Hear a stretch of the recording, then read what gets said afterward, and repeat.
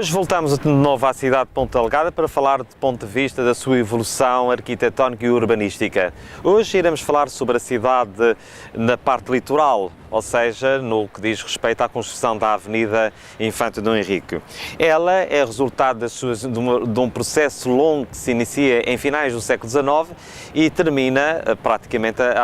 muito recentemente, já no século XXI, quando se faz as Portas do Mar. Mas para compreender melhor esta evolução e desta conquista ao mar e que se foi aumentando também o território da cidade, temos que ver aspectos que julgo eu, na minha opinião, que são determinantes. O primeiro é a construção do novo aterro que se faz a sul da praça do município, junto à igreja da matriz de São Sebastião de Ponta Delgada, que se faz o primeiro aterro na década de 90 do século XIX. Este aumento, esta primeira avenida que se faz, que então se chamava a Avenida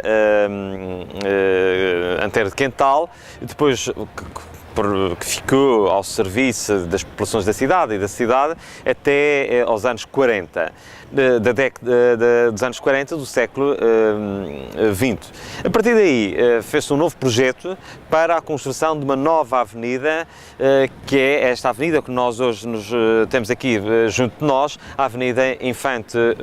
Dom Henrique, e que é feita nos anos 40 e 50 e que percorre toda esta faixa e que depois foi completada com uma outra avenida já nos anos finais dos anos 80 e início dos anos 90, que é a Avenida Doutor Mota Amaral, esta que liga até praticamente à Rotunda de Belém. Portanto, é um processo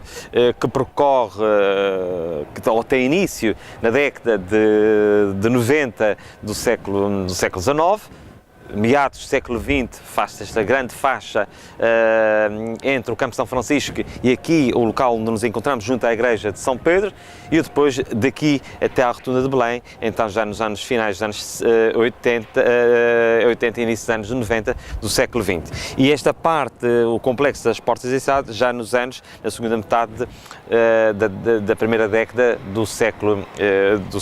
XXI. Quando se faz a destruição ou este aterro, procedeu-se à destruição de um conjunto de infraestruturas que estavam na costa, junto aqui à costa, nomeadamente o cais do Corpo Santo, que estava junto ao Forte de São Brás, o célebre e conhecido e referenciado cais da Sardinha, que era o mercado de peixe, uma estrutura feita em 1877 e que foi um marco na cidade e que hoje há muitas memórias fotográficas desta enorme construção. E a par disto também, outras pequenas estruturas foram desaparecendo, entre elas os pequenos fortins também que aqui estavam, alguns dos quais aqui junto de nós. Aqui nesta casa, junto a esta casa que nós estamos mesmo ao lado, havia a célebre Casa Cor-de-Rosa, que também nos anos 80 foi demolida para dar lugar ao Hotel São Pedro. Mais tarde, quando se faz o prolongamento da avenida, embora já se destruindo marcos importantes patrimoniais seculares que estavam nesta zona, destruísse as casas da Rua do Calhau e, por fim, a última destruição e de forma quase que diria, aliás, impensada, foi a destruição da Calheta de Pedro de Teve. E hoje nós temos toda uma orla marítima, desde o Campo São Francisco até à Calheta de Pedro de Teve, completamente recente, datada praticamente do século XIX, meados do século XIX, ou então meados do século XX, início do século XXI. E a paisagem, os recortes da paisagem da cidade e das ruelas estreitas e das ruelas que davam acesso ao mar e a mirantes, tudo isto desapareceu e então deu lugar a esta nova avenida, que é a Avenida Infante Dom Henrique, e esta relação que a cidade também tem com o mar, que também, no fundo, também ganhou com esta relação de proximidade das pessoas de circular junto ao mar, dos portos náuticos, das piscinas e tudo. No entanto, a cidade, toda esta faixa é resultado de um período de tempo aproximado de 50 a 60 anos e não mais, sendo ele muito recente.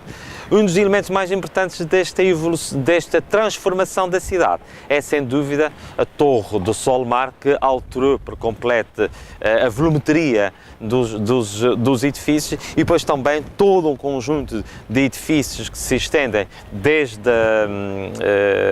do Campo São Francisco, principalmente ali da zona da Alfândega, até à Calheta, um conjunto de edifícios, os mais altos, os menos altos, mas que criaram uma certa muralha ao longo da cidade e que tapou quase todo o casario que está atrás, ou seja, que está a norte destas construções. Ou seja, por um lado aproximou-se os cidadãos da cidade, mas por outro lado também tapou-se o casario e as suas casas, as suas vistas, a relação que se tinha das casas com o mar. E assim acontece nos Açores.